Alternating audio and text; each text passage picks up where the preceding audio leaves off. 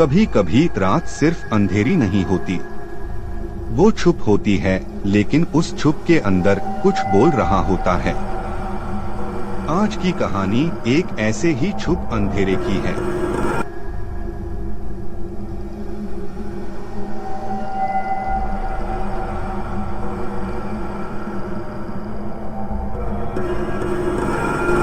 रवि एक IT company में काम करता था। हर दिन लेट शिफ्ट और हर रात अकेला घर वापस। लेकिन एक रात जब बारिश बेहद तेज हुई, उसका रेगुलर बस राउट बैंड हो गया।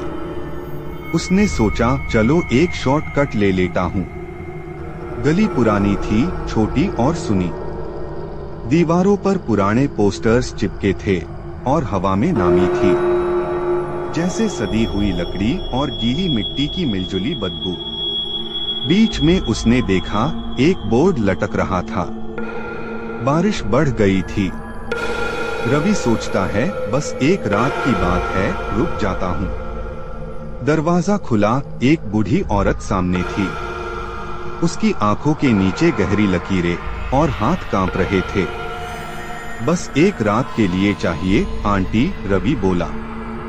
बुढ़िया धीरे से बोली, विस्पर टोन, रूम नंबर 13 खाली है, पर बेटा कुछ भी आवाज आए ना, बाहर मत निकलना। रवि मुस्कुराया, आंटी मेन आईटी में हूँ, मुझे भूत नहीं डरते। रूम पुराना था, पेंट उतर चुका था और एक बड़ा मिरर बेड के सामने लगा था। लैपटॉप खोला, काम शुरू किया। रात के 12:47 बज रहे थे। स्क्रीन फ्लिकर हुई और उसने मिरर में कुछ हिलता देखा।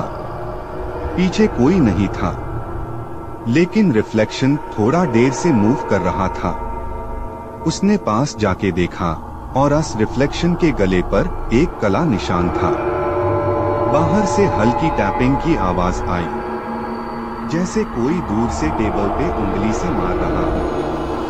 शायद पानी तापक रहा है, सोच के वो सो गया। पर सपने में उसने देखा मिरर के अंदर से एक हाथ निकल रहा है।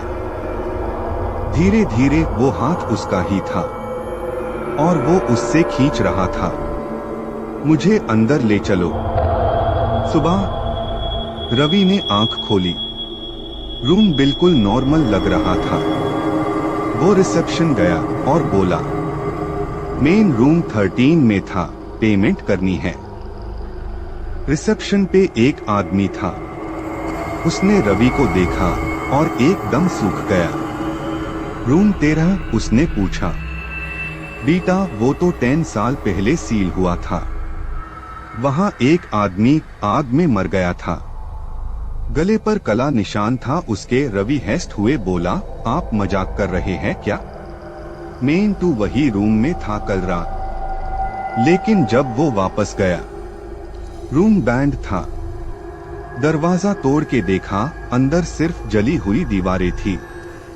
मिरर टूटा हुआ और उसके बीच लिखा था, मुझे वापस अंदर ले चलो। और उस मोमेंट पे रवि ने मिरर में अपना रिफ्लेक्शन देखा। अब उसके गले पर भी वही काला निशान था। रूम नंबर 13 अब फिर से खाली है। तुम रुकोगे?